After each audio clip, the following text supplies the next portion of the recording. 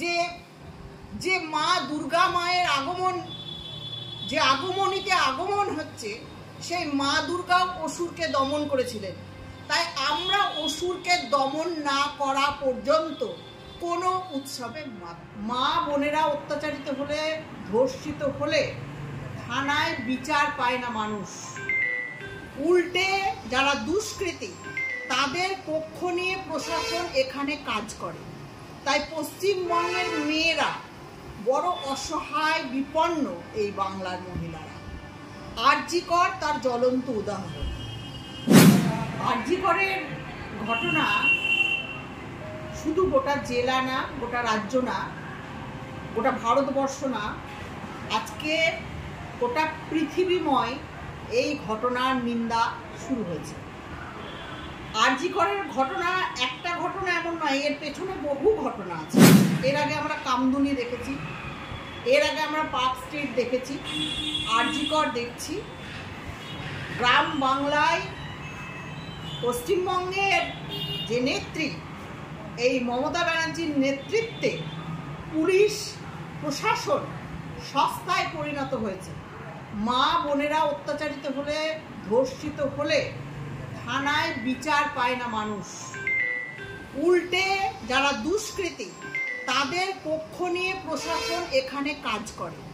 তাই পশ্চিমবঙ্গের মেয়েরা বড় অসহায়, বিপন্ন এই বাংলার মহিলারা। আরজি কর তার জ্বলন্ত উদাহরণ।